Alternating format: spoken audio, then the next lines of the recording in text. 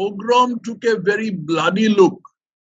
This pogrom, which started in February 1950, lasted for 2 months, and during this pogrom, a huge number of Hindus emigrated or migrated from East Pakistan to West Bengal.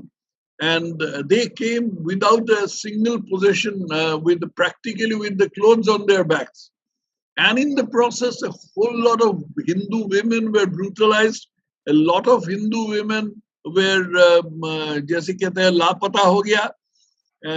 They were raped, they were killed, their houses were torched, properties were grabbed. It was a horrible time. Dr. Shyama Prasad Mukherjee was in Nehru's cabinet at that time, and he protested against it. Nehru could not make up his mind about it. And Sardar Patel was ailing at that time. This was in 1950. Sardar Patel died in December 1950. He was ailing at that time. And it was only to Nehru that Shyama Prasad Mukherjee could make his appeal. Nehru could not make up his mind, but eventually he did something which I am forced to use a very harsh word, which was terribly stupid. He inked a pact with Liaquat Ali Khan, that is the Chief Prime Minister of Pakistan, which promised that each country will look after its minorities. Now imagine the stupidity of the pact, because it could not have been unknown to Nehru that in East Pakistan all these atrocities were engineered by the Pakistan government itself.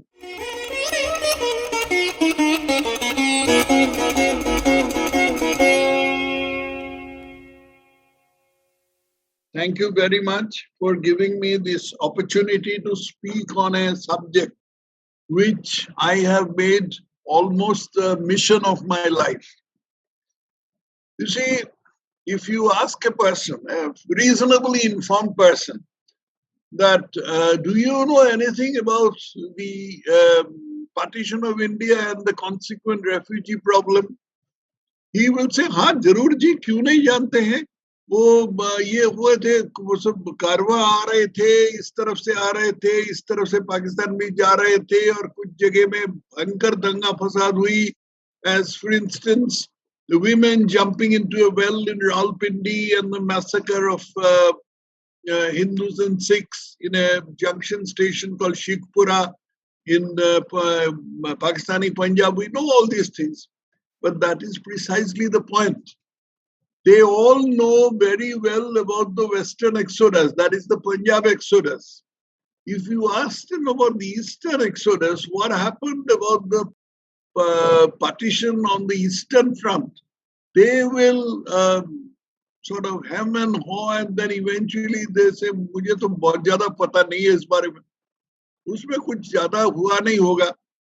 Actually, the Eastern partition was just as tragic as the Western partition, and more tragic in the sense that there was no two-way movement.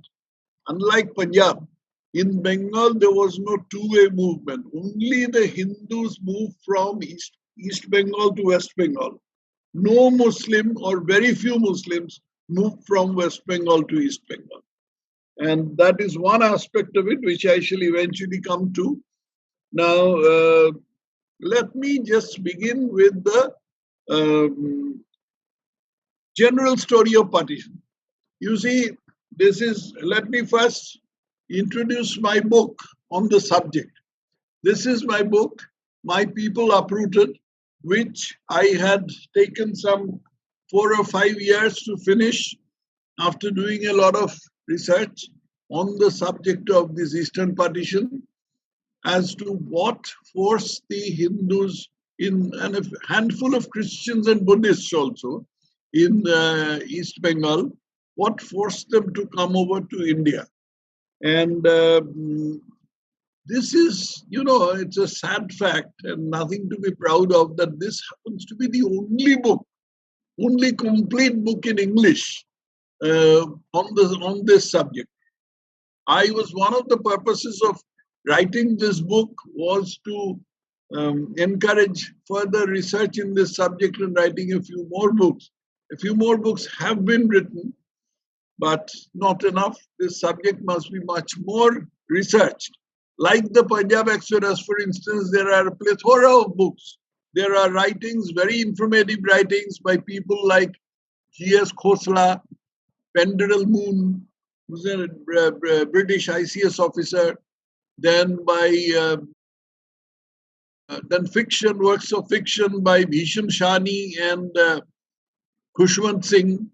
So many books are there, but about the Eastern Partition, very few. So let me begin with the first partition of Bengal. That happened in 1905. 1905, when the first murmurs of the independence movement had surfaced. Lord Curzon was the Viceroy of India. He decided that one way to combat this thing would be to drive the Hindus and Muslims apart. So in order to do that, he split the Bengal province of the Bengal presidency into two parts. One part remained Bengal, that is the western part, which would be Hindu majority. And the other part, he joined to Assam. It was called Eastern Bengal and Assam.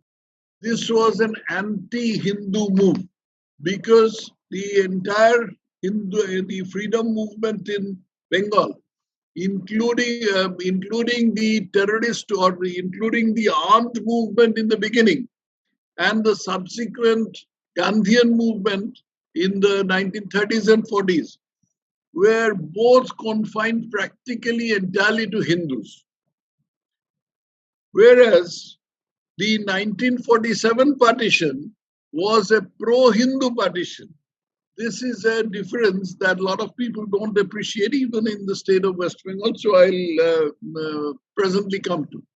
Now the 1905 partition which took place, which I have called an anti-Hindu partition, it was repealed in 1911.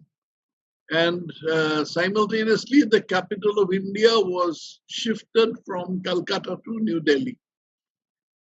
Then after that, Bengal remained one province, but at the same time, the British quietly went on engendering enmity between Hindus and Muslims. It was there. It is not as if it wasn't there in the beginning.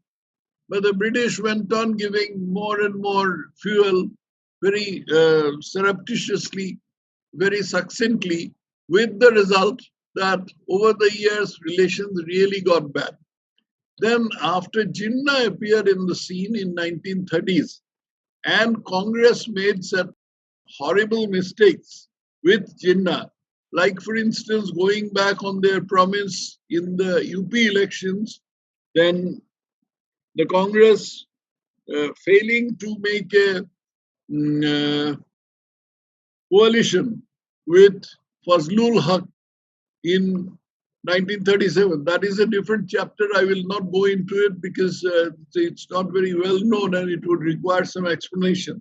In 1937, this horrible mistake that the Congress made in not aligning with Fazlul Haq, it's a different chapter altogether. Then one thing led to another, and eventually we came to 1947. In 1947, by March, the Congress had conceded partition. Before that, the Congress was resisting partition and Jinnah was demanding partition, and Mahatma Gandhi tried all kinds of things, but right through the 1930s and 40s, all these steps that the Congress had taken. One of them was a step personally taken by Gandhiji when the rest of the Congress leaders were in jail. This was the Gandhi Jinnah talks of 1944, which was a very suicidal step, I would say, on the part of Mahatma Gandhi. So anyway, we'll not go into it. But in 1947, March, the Congress had conceded partition. Now, once partition was conceded, the question arose as to what would be Pakistan, what would constitute Pakistan, and what would constitute the rest of India. Certain parts, there was no doubt. Say, for instance, the UP would be part of India. It was solidly Hindu majority. UP, MP, Bombay Presidency. What was then Bombay Presidency today is the sum of the two states of Gujarat and Maharashtra. Then the southern states, they would all be in India. And certain other parts which were solidly Muslim majority, like Northwest Frontier Province, which is now known as Khyber Pakhtunkhwa in Pakistan, that would go to Pakistan. Bengal was a big question. Punjab was also a big question because these had balanced population. Punjab, on the one hand, had a very substantial Hindu and Sikh population who did not want to go to Pakistan. The Muslims wanted to go to Pakistan. In Bengal, similarly, it had a slight majority of about 53% of Muslims who wanted Pakistan. And on the strength of that, Jinnah demanded that since Bengal was a Muslim majority province, the whole of Bengal must come to Pakistan. And since if you look at the map, you will find that Bengal is the state. I mean, I'm talking about pre-partition Bengal. Pre-partition Bengal was the province which had separated the northeast from the rest of India. So if whole of Bengal went to Pakistan, then the northeast would be severed from the rest of India. And the result would be that the northeast also would become part of Pakistan, which also Jinnah had demanded. At that time, Dr. Shyama Prasad Mukherjee, we have all heard of him. He was the person who founded the Bharatiya Jansangh. And the Bharatiya Jansangh later changed to the Bharatiya Janata Party, which is the party in power at the center now. Dr. Shyama Prasad Mukherjee stepped in and he said, no, the whole of Bengal will not go to Pakistan because the 47% Hindu minority, which is a very substantial percentage, they will not live as dhimmis in an Islamic country. So the parts which are Hindu majority in the western part of Bengal presidency, that part of Bengal must be severed and joined to India so that the Bengali Hindus have a homeland and they can live with their heads high without fearing any persecution. What sort of foresight this man had eventually was proved true during the 1950s, even to this day. Now, when Dr. Shyama Prasad Mukherjee moved this resolution or moved this idea, Jinnah and Liaquat Ali and all the Muslim League leaders, they resisted it tooth and nail. Jinnah said this is a move actuated by spite and bitterness. Liaquat Ali said, I am sure the province will not divide. But eventually, Dr. Shyama Prasad Mukherjee managed to bring public opinion solidly in favor of him, particularly Hindu public opinion solidly in favor of him, with the result that the province was divided. Now, how would it be divided? It was left to a British barrister, English barrister, called Sir Cyril Radcliffe, who was given the task of drawing the partition line between Pakistan and India in both Bengal and Punjab. And Sir Cyril Radcliffe, you know why Cyril Radcliffe was selected? The reason is because of his ignorance of India, that he knew nothing about India. He had no connections with India. So they reasoned, the British government reasoned that if a person is totally ignorant about India and had no connections with India, then he would be an unbiased person, and that is what happened. Now, so what Sir Cyril Radcliffe did was not exactly a just thing, but he did it anyway. So Bengal was partitioned. When Bengal was partitioned along the Radcliffe lines, very fortunately, a little sliver of North Bengal was left, which connected the rest of India to the northeast. It is now called the Siliguri Corridor. This Siliguri Corridor is extremely important in the geopolitics of India because it connects the northeast with India over the land route. Now, After this partition, let me take you along very briefly along the chronology of the partition. Unlike Punjab, which saw a wholesale migration from east to west and west to east, and with the result that by 1948 January, there were practically no Hindus or Sikhs left in Pakistani Punjab, and practically no Muslims left in Indian Punjab, with the sole exception of a tiny place called Malerkotla. The rest of the exchange of population was complete. And the government had also taken a policy of doing rehabilitating the Punjabi refugees. That is why all these colonies in Delhi, like Rajendra Nagar, Kalkaji, Lajpat Nagar, all these colonies were set up, and a lot of farmers were rehabilitated in sparsely populated areas in Uttar Pradesh, like Pilibhit and all that, Udham Singh Nagar, these places. It didn't take place in Bengal. What happened in Bengal is the Muslims were prepared to go away to East Bengal.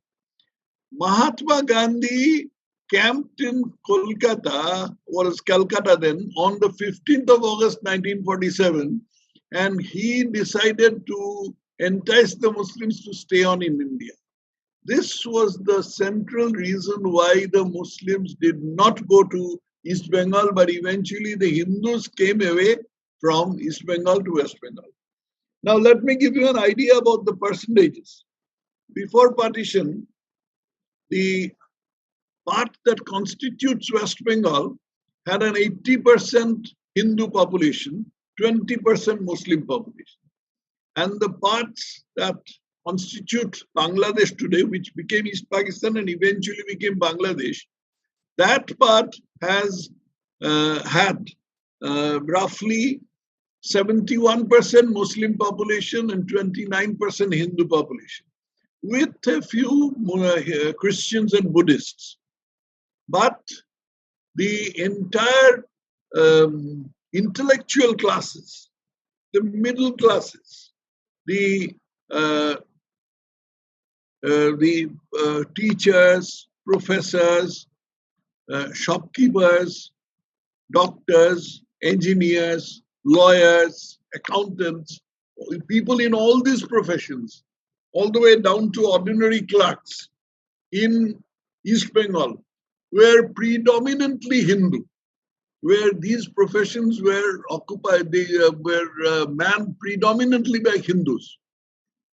Muslims were mostly working as cultivators, common cultivators, and a few other professions here and there, but mostly into, there were some artisans, but mostly into manual labor. Now, after this, as we went on, after 1947 partition, the West Pakistanis, principally Punjabi Muslims, they arrived in East Pakistan.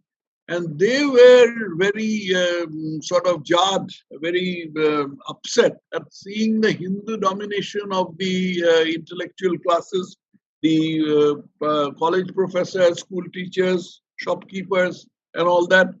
So they decided that we must get rid of these Hindus. These Hindus have no place in an Islamic state. So they first tried to squeeze out the Hindus by economic process.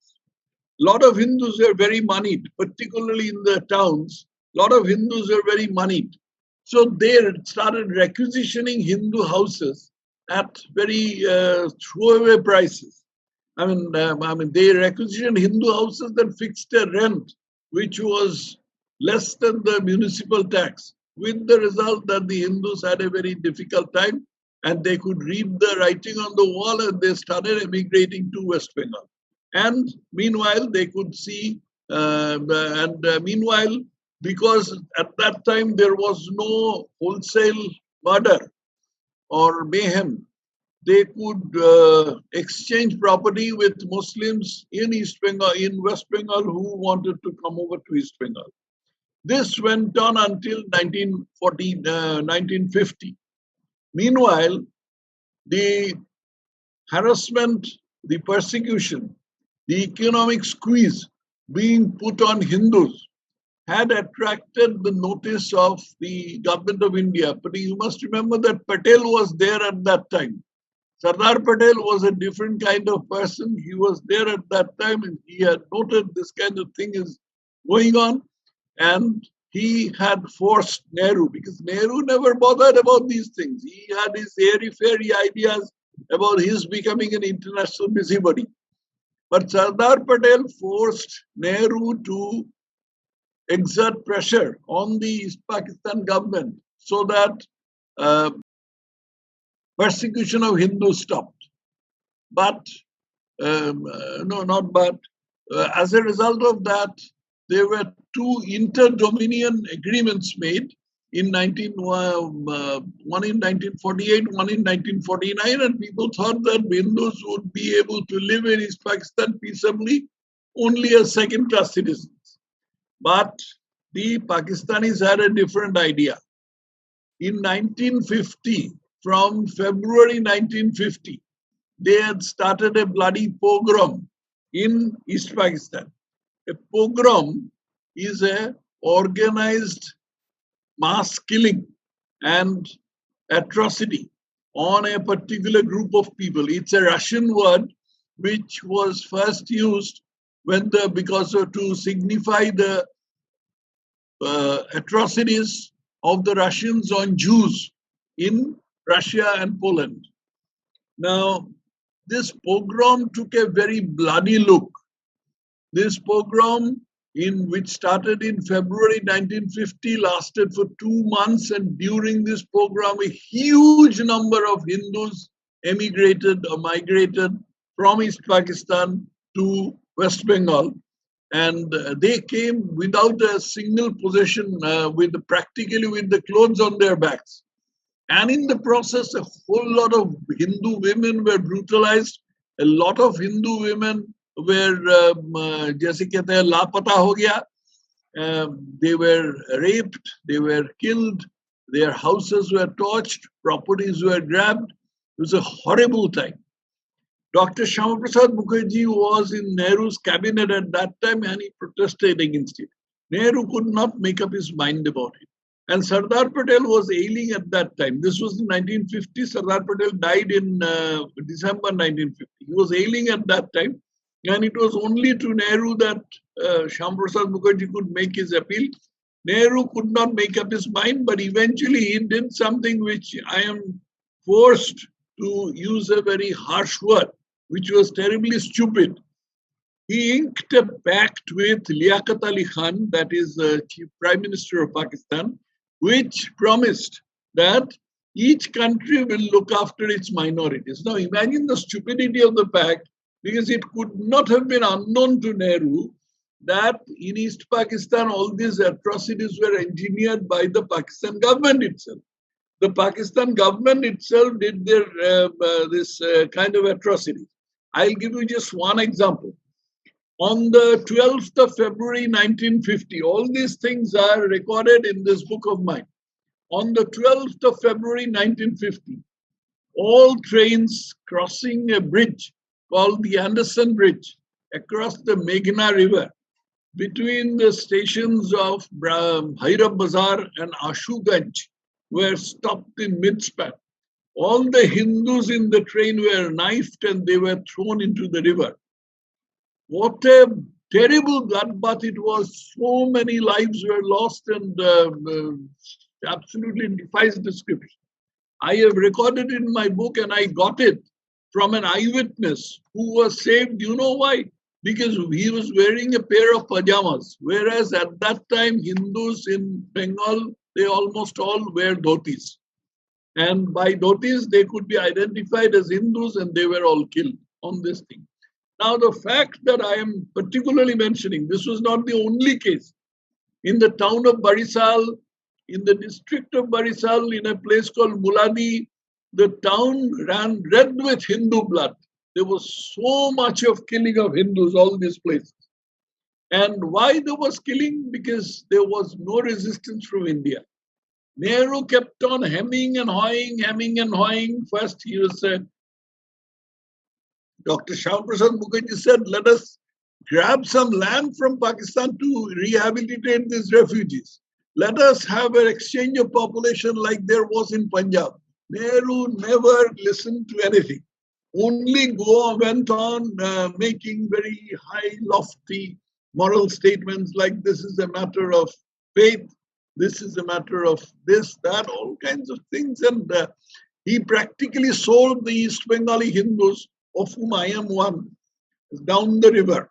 Just to digress on my personal thing, my immediate family did not suffer as a result of partition because my father was working in the government of India, Survey of India at that time in Kolkata.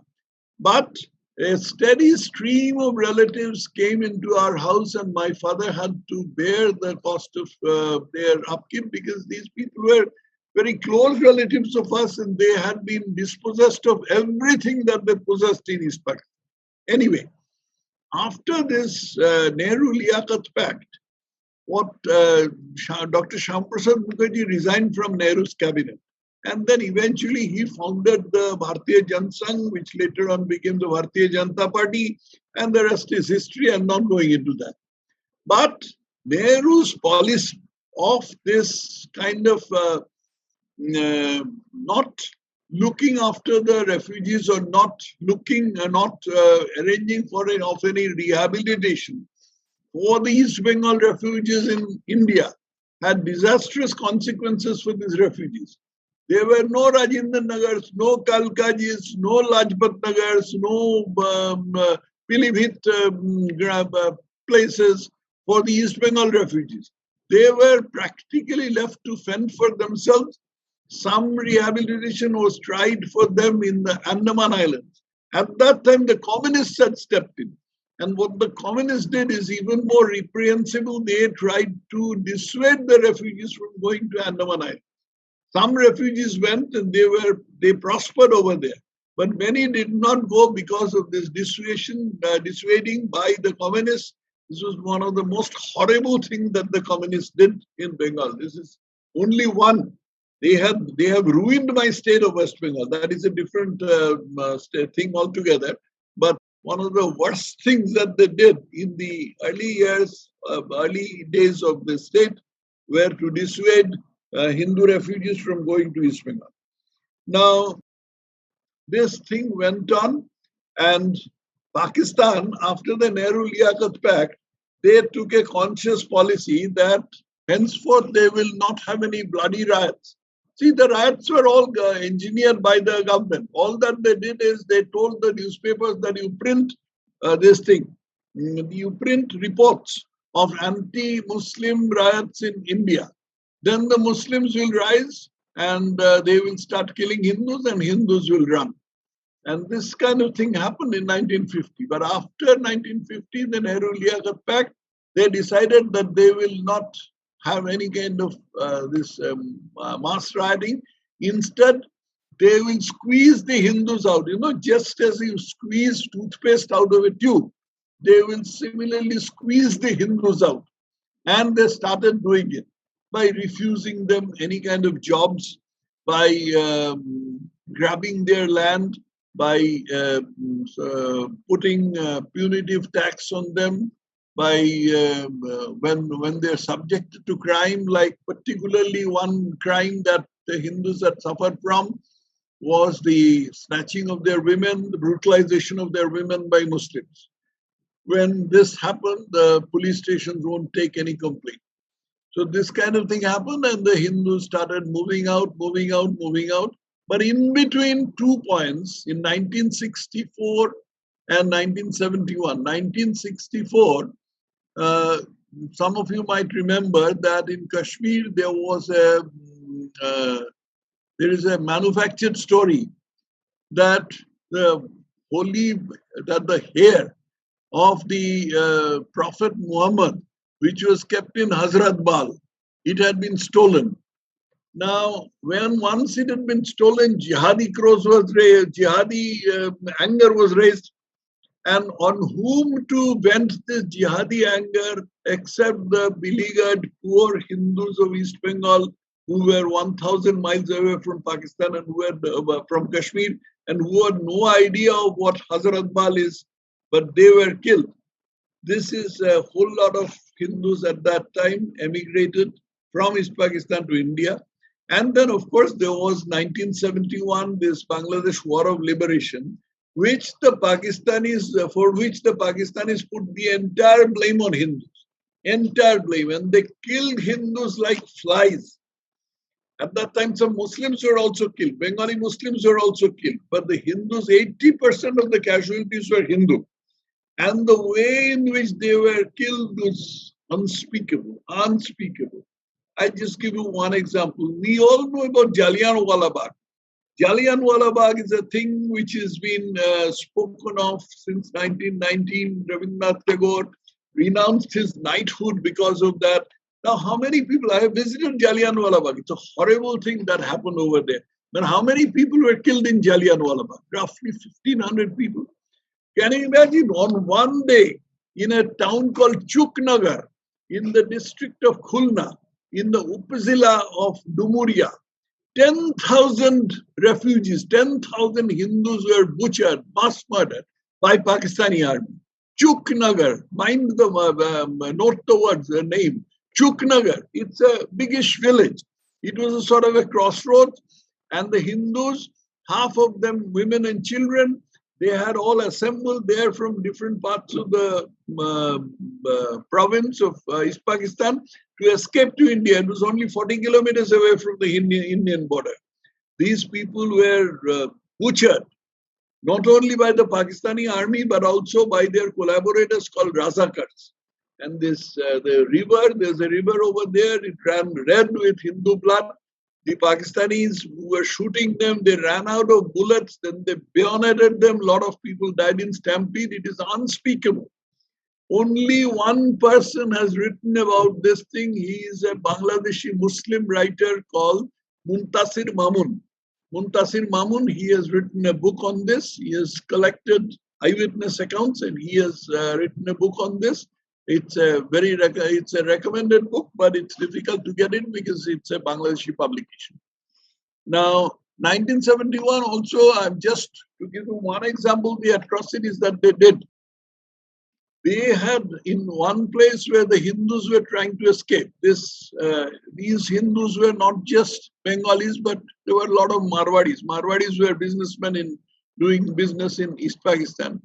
They had been stopped just short of the border. They were taken down from a train and then killed by stoning. And the little children, they were thrashed against rails and killed. Yeah, unspeakable killing. Now, none of these things have got the sort of publicity that we know about the women jumping into a well and all that. That is why I tried to bring out this thing in it. Now, certain questions had been posed by Aparnaji in proposing these talks, and I shall add extremely relevant, extremely important questions, and I shall try to answer those questions. Number one is, why was there a reciprocal movement? That I have already answered. That first thing, Gandhiji is camping at Kolkata. Why no reciprocal movement? That is taken care of. Second, why the Hindus could not resist. You see, you cannot resist state power. Beleaguered people, a minority, could not resist state power. Bengalis are not a warlike people. Punjabis, Hindus and Sikhs, they are warlike people, but even they could not resist state power in Pakistan. They were killed like flies and they had to run away because the Punjabi Muslims in Pakistan, they butchered their next door neighbors like that. All over Western Punjab. So there was no question of their being able to resist in the state. If India had been a little more vigilant and less quote-unquote secular, perhaps the lot of Hindus and Sikhs and a few Buddhists and Christians would have been better, but they were not. Finally, the question of concealment. Why don't any of you, why don't the public know about this? The reason is that the psyche of Bengali Hindus in West Bengal was overshadowed by left Nehruvian value system. The leftists, the communists, and Pandit Nehru's thinking, they had injected a kind of value system in the minds of the Bengali Hindus. They had been doing it since the 1930s.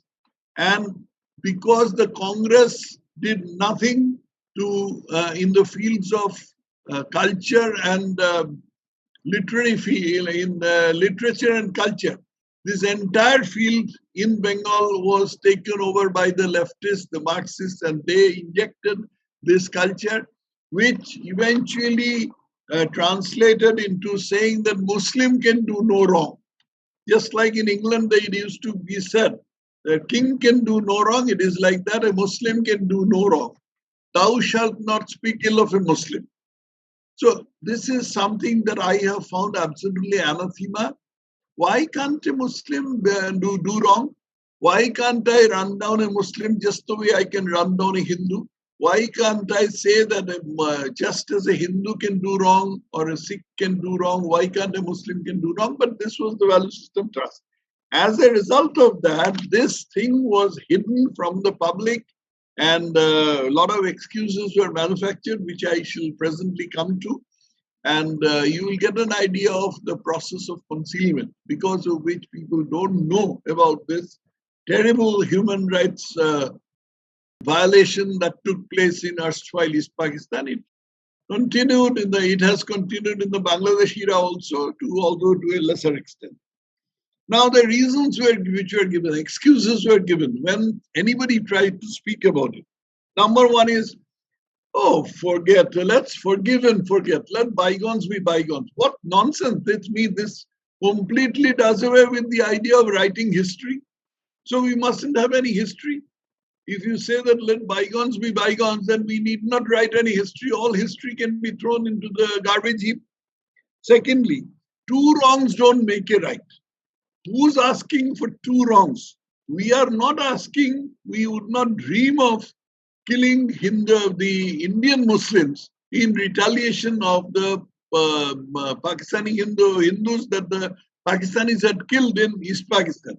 But that doesn't mean that we mustn't shout about it, we mustn't speak about it, we mustn't disparage it, we mustn't decry it. Of course we must. We must bring it to the notice of the whole world.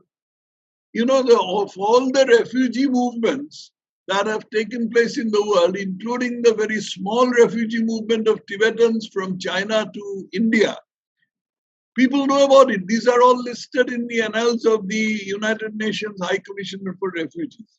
But the East Bengal refugee movement, the total number of people was, I have estimated the number to be 1.2 crores. 1.2 crores. This doesn't find a place anywhere in the annals of the refugee movement. So two wrongs don't make a right. Nobody is advocating the second wrong. They have manufactured this thing and then they are trying to use it as a sort of a justification for concealment. Third is, Muslims were also wrong. Yes, Muslims were wrong. Hindus were superior. Hindus were moneyed. So a lot of Hindus insulted Muslims, saying that tum ye ghar mein nahi ghus sakte ho, chappal khol ke aao, sar nahi uncha kar sakte ho, that sort of thing. It is true. But are rape and murder retribution for that kind of thing? And if that kind of thing was done, does it justify rape and murder and torching of houses and killing of people, killing of Hindus in East Bengal? Then the fourth one is, there was equal brutality on both sides. Nonsense. Absolute rot. There was no equal brutality on both sides. There were no anti-Muslim riots in West Bengal except two times, once in 1950 and once in 1964. And both were put down with all necessary force by the state government in West Bengal. Whereas in East Pakistan, the riots or the pogroms were engineered by the government itself. Then there is the argument, oh, many Muslims saved Hindu lives. Many Muslims saved Hindu lives. Big deal. They saved Hindu lives and helped them to come over to India. But they did not help them to stay on in Pakistan. Why? This is just an eyewash. Next is, Muslims were also wrong. Yes, Muslims were wrong. Hindus were moneyed. So a lot of Hindus insulted Muslims, saying that tum ye ghar mein nahi ghus sakte ho, chappal khol ke aao, sar nahi uncha kar sakte ho, that sort of thing. It is true. But It is all the fault of the British. Blaming the British is a very cheap game because the British never bothered to answer back. The British were at fault. But if the British were at fault, are the Pakistanis such children that they don't realize it after 70 years of independence that they did wrong at the having been enticed by the British? Then their religion is like that. What can you do? What is this? Can you imagine this kind of argument? Their religion is like that. What can you do? If somebody's religion says that it is religious for him to cut my throat, is it my duty to proffer my throat so that he can cut it, so that I respect his religion? Next argument is the Marxist argument that this is an economic struggle. Nonsense. It wasn't an economic struggle because Hindu zamindar and Hindu cultivator, Hindu fishermen, pauperized Hindus, all were driven out without exception. So, and from the upper caste Hindus all the way down to lower caste, so-called untouchable Hindus, they were all driven out without exception, just so long as they had a Hindu name. One surprising thing is, there are a lot of so-called lower caste Hindus still in Bangladesh.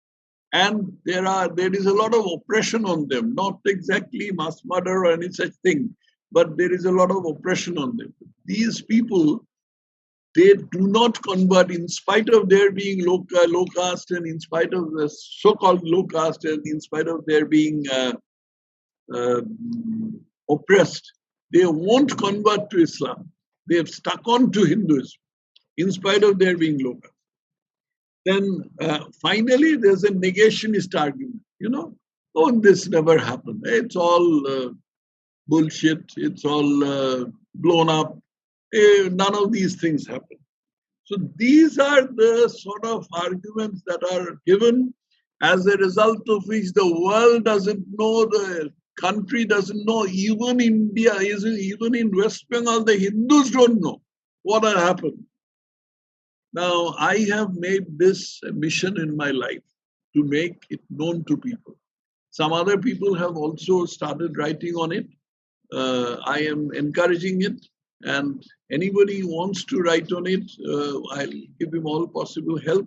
And this book is my own. This has got a Bengali edition also. And this book is my humble contribution to the effort. But I am 76 now, going on 77. I may not have all that many years left on this world. But so long as I live, I have made this a mission in my life, and I shall pursue this thing single-mindedly. Thank you very much, and thank the entire audience who are watching this for giving me this opportunity. Thank you. I have multiple questions to Mr. Sir, Tathagat Sir. पहला तो मेरा ये सवाल है sir कि चटगांव को भारत में मिलना था, ऐसा कहा जाता है कि चटगांव को भारत से मिलना था, लेकिन कुछ हमारे पॉलिसी डिसीजन के कारण नहीं मिल पाया। तो कृपया करके इस पर अपनी राय दीजिए। उसके बाद मेरा अभी एक दूसरा क्वेश्चन, मल्टीपल क्वेश्चन है लेकिन दो क्वेश्चन कम से कम मैं डालता हूँ। एक मेरा एक हाइपोथेटिकल लेकिन मेरा एक क्लियर सवाल है कि अगर बंगाली लैंग्वेज का मुद्दा 1947 में उठाया जाता, हमारे नीतिकारों के द्वारा, जिसमें जवाहरलाल नेहरू साहब थे या महात्मा गांधी थे या इवन श्यामा प्रसाद मुखर्जी थे, तो क्या जिस आधार पर 1971 में पाकिस्तान टूटा और बांग्लादेश एक्सिस्टेंस में आया, क्या वह 1947 में भी कुछ किया जा सकता था? मुझे आगे चट्टान और बंगाली भाषा का इशू 1947 कृपया करके। अच्छा, पहले मैं चटगांव के जवाब दे रहा हूँ। चटगांव डिस्ट्रिक्ट में दो हिस्से हैं, मतलब चटगांव रीजन में दो हिस्से हैं। एक को चिटागोंग या चटगांव कहते थे, वो सॉलिड मुस्लिम मेजॉरिटी था, 60-70% मुस्लिम था। और दूसरा एक हिस्सा था जिसको चिटागोंग हिल ट्रैक्ट्स कहते थे। ये चिटागोंग हिल ट्रैक्ट्स बुद्धिस्ट मेजॉरिटी था। वहां पर ज्यादा लोग वो चकमा लोग होते थे, चकमा और सटना कुछ और ट्राइब्स होते थे जो बुद्धिस्ट थे।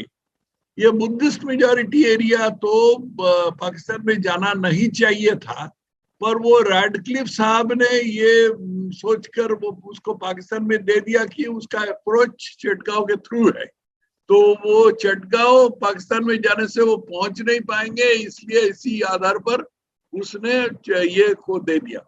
अच्छा, दूसरा प्रश्न जो आपने किए हैं ये बांग्ला लैंग्वेज के बारे में, ये पूरा समझ में नहीं आया क्योंकि आप ये प्रश्न करते समय कुछ टेक्निकल इश्यूज हुई और पूरा सुनाई नहीं दी। फिर भी मैं जहां तक समझा मैं जवाब देता हूं। देखिए, ऐसा है कि हम बांग्ला भाषा से हमारा लगाव बहुत ज्यादा है। बांग्ला भाषा के आधार पर जो जो ये है, जो कहते हैं बांग्लादेशी नेशनलिज्म जो है, उसका एक आधार है बांग्ला भाषा। पर आप ये भूल मत कीजिए कि बांग्लादेशी मुस्लिम जो है वो बांग्ला भाषा को प्यार करते हैं, लेकिन वो इस्लाम को कुछ कम प्यार करते हैं, ऐसा नहीं। वो जितना बंगाली है उतना मुसलमान भी है, और इस्लाम का पकड़ उन पर, जो बांग्ला भाषा का जो पकड़ है, इस्लाम का भी उतना ही पकड़ है। इसलिए जब हिंदुओं के ऊपर अत्याचार होता है, बांग्लादेश होने के बाद भी हिंदुओं के ऊपर काफी अत्याचार हुआ, जिसके चलते तस्लीमा नसरीन को देश छोड़ के भागना पड़ा, क्योंकि उन्होंने लज्जा करके एक पुस्तक लिखे थे और वो लज्जा पुस्तक के कारण उसकी बहुत आलोचना हुई और उसको देश छोड़ के भागना पड़ा। अभी वो भारत में रहते हैं, पर वो अपने देश नहीं जा सकते हैं इसी कारणवश।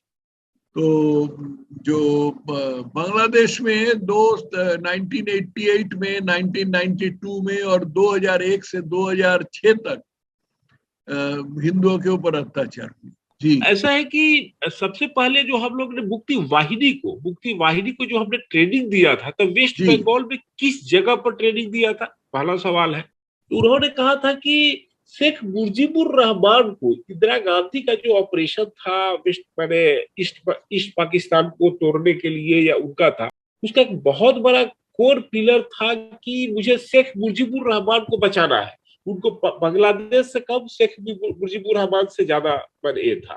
तो एक क्या वैसी बात थी, उन्होंने प्रूव किया है। एक स्टोरी उनका बाई इंडिया बाई गैलरी करके वो एक वेबसाइट चलाती है, स्टोरी में लिखा हुआ है। तो ये हुआ। तो इसके बाद और भी कई एक सवाल है, जैसे कि वो जो 3,93,000 जो उनके जो आर्मी मैन को हम लोग ने कैप्चर किया था, उनको हम लोग जेल में नहीं डाला था। कहा जाता है कि हमने जेल में डाला था, लेकिन उनको बैरक में रखा था। उनको पेमेंट भी शायद किया जाता था। उनको जब फेस्टिवल उनका कोई आया था, जब उनको यहाँ रखा गया था, तो फेस्टिवल आया था, तो उनके लोगों को बुला करके कहा गया था कि कहिए तो परिवार वालों को बुला देते हैं, आप उनके साथ बनाइए। बहुत अच्छा उनको खाने पीने का व्यवस्था किया गया था। तो जैसे कि रावल मैम ने बताया है, तो आप अपनी थोड़ी राय दीजिए इस पर। आपका पहला प्रश्न लेके मैं बताता हूँ। इसका उनका ट्रेनिंग जो है, बांग्लादेश बॉर्डर के ऊपर कोई कुछ जगह है, जैसे नदिया जिले में, वहां उन लोगों को ट्रेनिंग दिया गया था, और भी बहुत सारे जगह में ट्रेनिंग दिया गया था।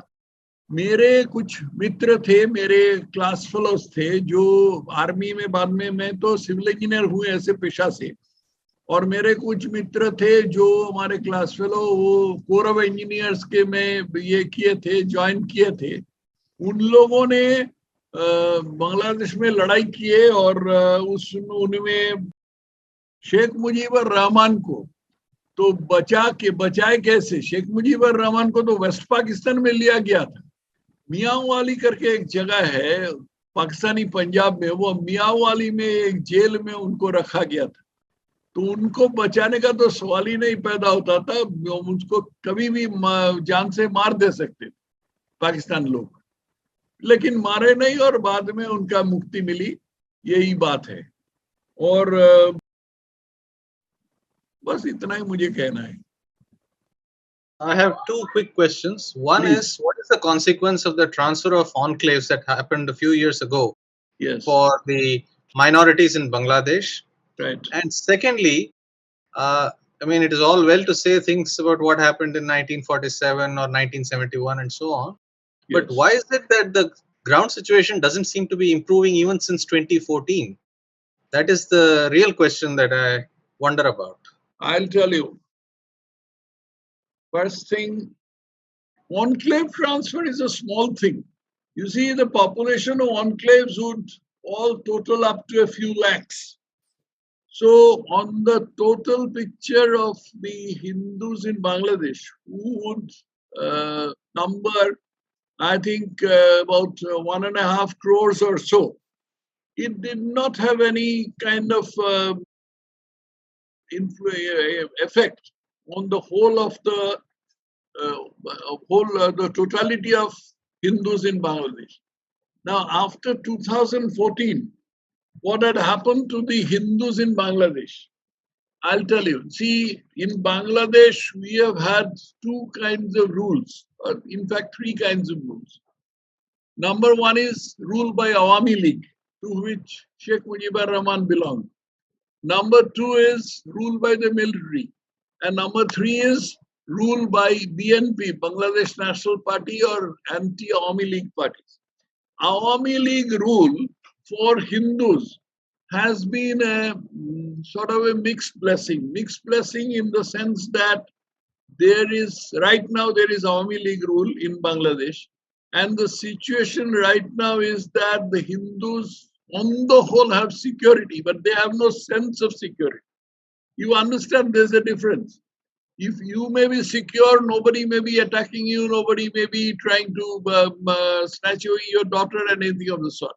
But there is always a lurking fear that something might happen, particularly at festival time, both Hindu festival time and Muslim festival time.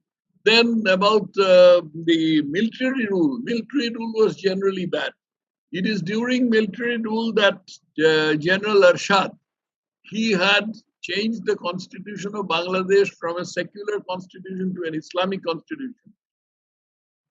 In the sense that he didn't make it an Islamic country, but he declared Islam to be the state religion.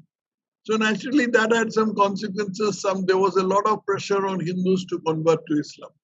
And BNP rule, Bangladesh National Party rule, it was horrible. It was horrible for Hindus. And between 2001 and 2006, Hindus were very badly persecuted. In fact, one of the Bangladeshi journalists, in fact, most of the reporting about the persecution of Hindus in Bangladesh have been written by Bangladeshi Muslim journalists.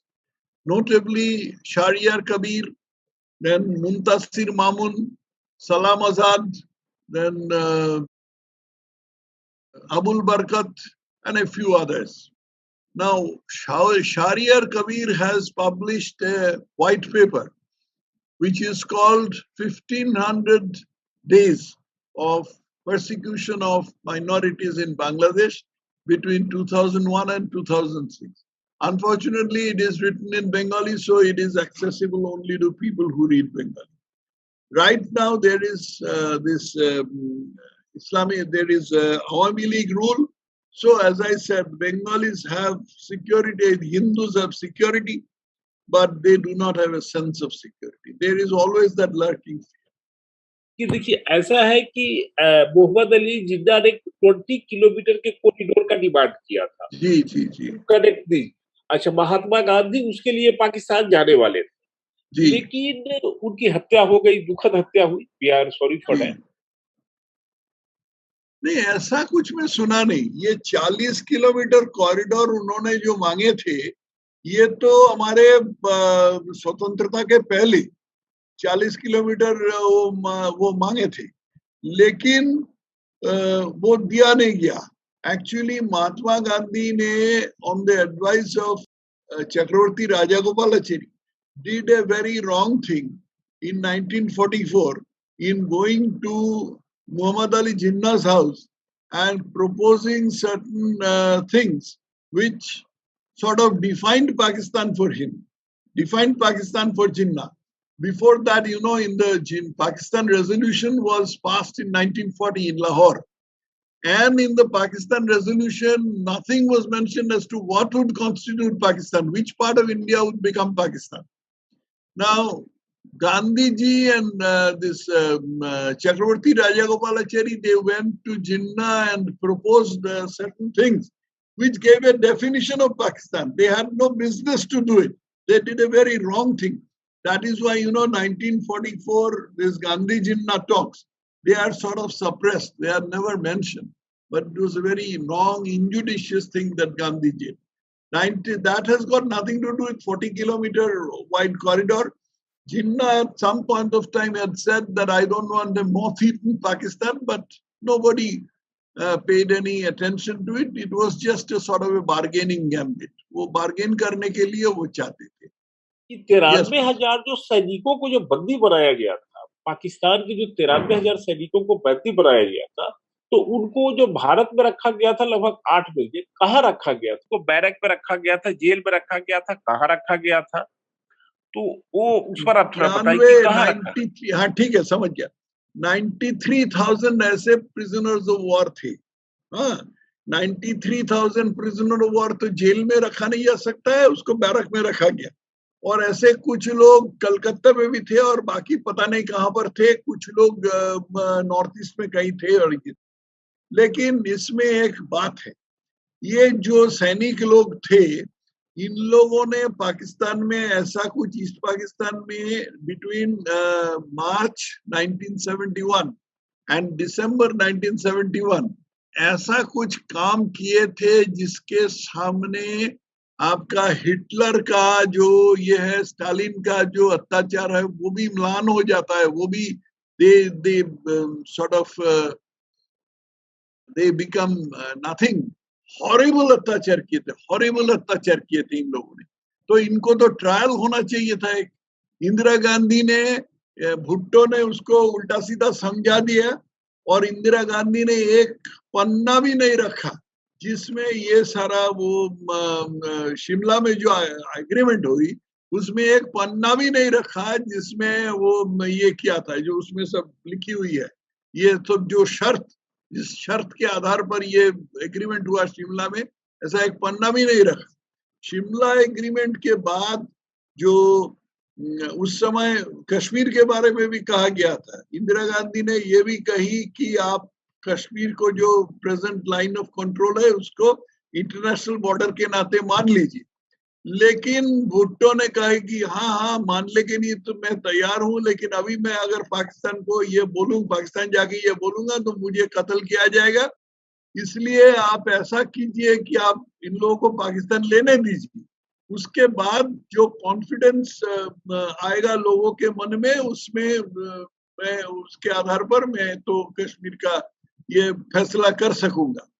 लेकिन वो ले जाने के बाद भुट्टो ने कहा कि Pakistanis will eat grass and Pakistanis will fight for 1000 years but they will never compromise on Kashmir. Indira Gandhi was made a fool of. Shimla agreement was something in which Indira Gandhi was made a fool of. And P.N. Haksar, who was Indira Gandhi's next man, he had confessed it, that the way Bhutto had made a fool of Indira Gandhi.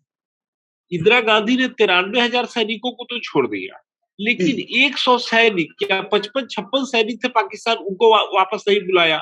और एक मैं lighter note पर एक बात कहना चाहूंगा, उसको आप भी ये करेंगे कि ऐसा कहा जाता है कि जो POW थे, प्रिजनर ऑफ वार, तो प्रिजनर ऑफ वार थे, उनका वजन बढ़ गया था. भारत में जो इतना दिन रहे थे, उनको खाने पीने की व्यवस्था हुई, कोई काम नहीं करना था मिनिमम, तो इसलिए उनका वजन बढ़ गया था. तो क्या ये सही बात है कि क्या इंदिरा गांधी जी ने जब किया सेटलमेंट तो 93,000 को छोड़ दिया, लेकिन 100 सैनिकों को फिर वहां से नहीं भगाया? इस पर आपकी राय? इस बारे में बहुत ज्यादा जानकारी पब्लिक डोमेन में नहीं है. मैं इस बारे में जहां तक पढ़ा वो मोस्टली बेनजीर भुट्टो की ऑटोबायोग्राफी से है. बेनजीर भुट्टो की ऑटोबायोग्राफी है डॉटर ऑफ द ईस्ट. उसमें ये लिखा हुआ है कि कैसे भुट्टो ने इंदिरा गांधी को कन्विंस किया था कि पूरा सोल्जर को छोड़ दिया जाए। इस बारे में, इनके बारे में क्यों नूरेम्बर्ग टाइप, आप नूरेम्बर्ग ट्रायल की बात जानते हैं तो जो सेकेंड वर्ल्ड वॉर के बाद हुई, नूरेम्बर्ग ट्रायल में जो ये लोग जर्मन लोग जो यहूदी लोगों के ऊपर अत्याचार किए थे, उनका ट्रायल हुआ था और उनका कुछ 10-20 लोगों का फांसी भी हो गया। तो ऐसा क्यों नहीं किया गया, ये भी बहुत बड़ा क्वेश्चन है, इसका भी जवाब मेरे पास नहीं है। जहां तक मैं सुना हूं, ये भी कोई ऑफिशियल नहीं है, कि उस समय कुछ बंगाली मुस्लिम पाकिस्तान में थे, ईस्ट वेस्ट पाकिस्तान में थे, उनके सेफ्टी के लिए ये सारा पाकिस्तानी सोल्जर को छोड़ना पड़ा, वरना वो पाकिस्तान जो बंगाली मुस्लिम वेस्ट पाकिस्तान में थे उनको मार दिया जाता। It's a sad story that we have heard from you. Yes. And I had the misfortune to see a lot of it in 1971. Yes. I was in 3rd Corps at that time. One or two questions which people are asked, I've got partial answers for them. Yes. We did train people from the Bahini. Yes. There was something called a 22 establishment under General Kalkat. What establishment? And 22. 22. Okay. It was in Dehradun, and we did train people there. And we also were training people in and around the border of Bangladesh. Okay.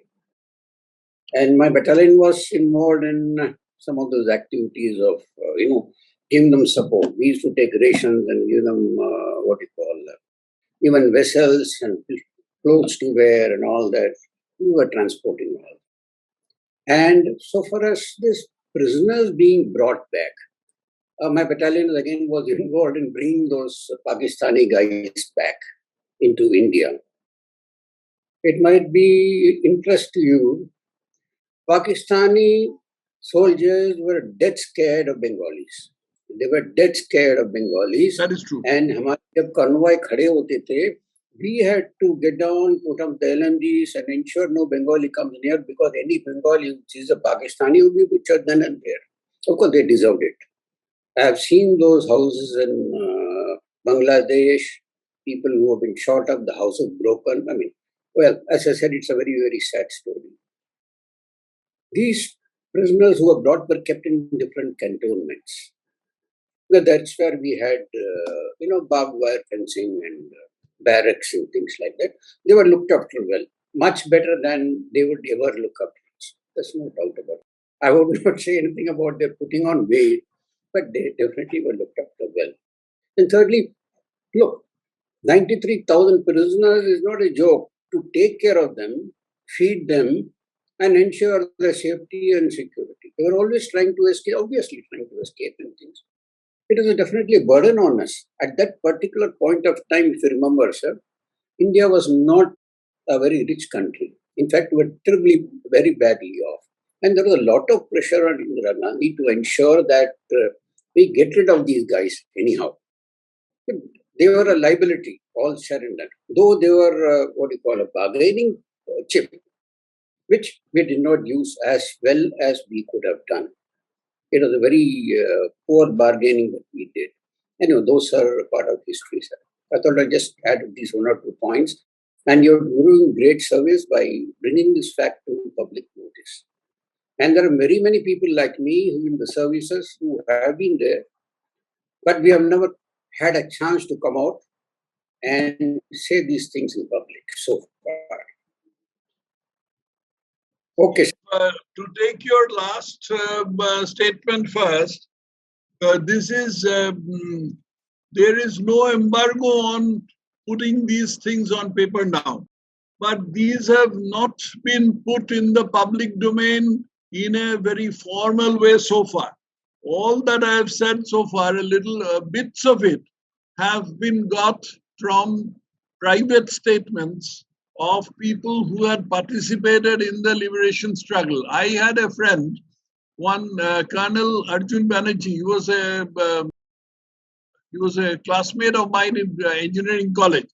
He was a captain then. He had gone to liberate or take care as an engineer officer. to a big cantonment called Mainamati. And there he gave me some ideas of the sort of thing that happened, how Bengali Muslims were harassed.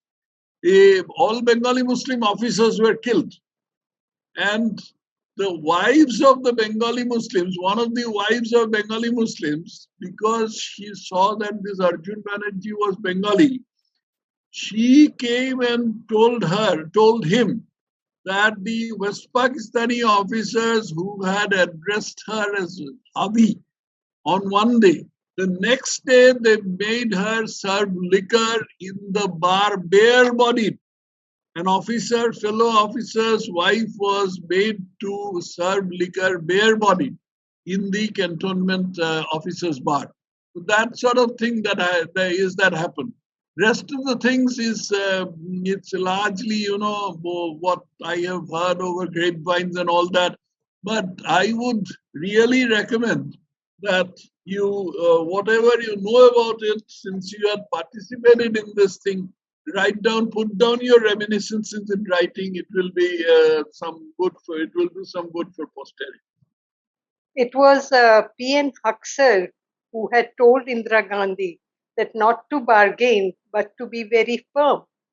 And the one statement which P.N. Huxer made about Bhutto was that Bhutto is so cunning that when you shake hands, remember to count the fingers. You must remember to count the fingers.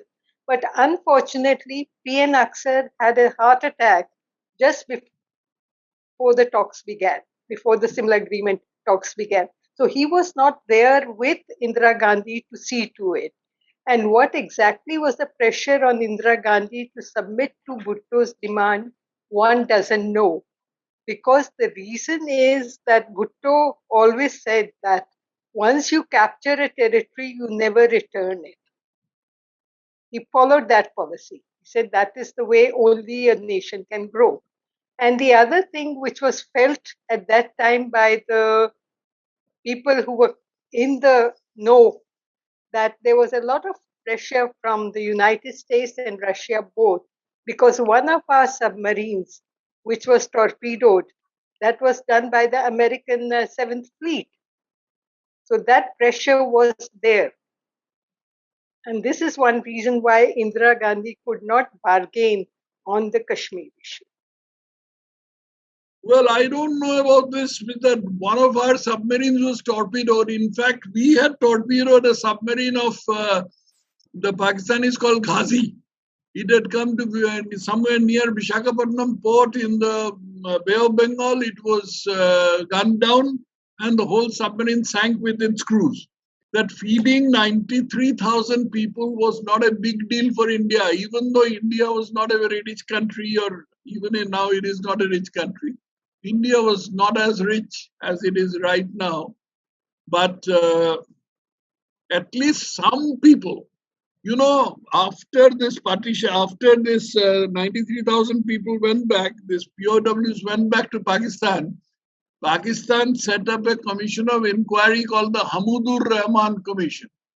And this Hamudur Rahman Commission had published certain findings, some of which were destroyed by Bhutto, but some of which survived and were somehow got hold of by India Today. India Today published them. And I have republished part of that in my book. So according to this Hamudur Rahman Commission, a lot of these Pakistani officers, they had given orders in writing and orally to kill Hindus. General, I forget his name, I think it's Hamid Gul or someone like that, who used to, when he met younger officers, junior officers, he used to shake hands with them and say, hello, how are you? How many Hindus have you killed? This kind of thing. Killing Hindus was like killing birds to them, to the Pakistanis. Now, some of these people could have been brought to trial, like the Nuremberg type trial, and they could have been tried.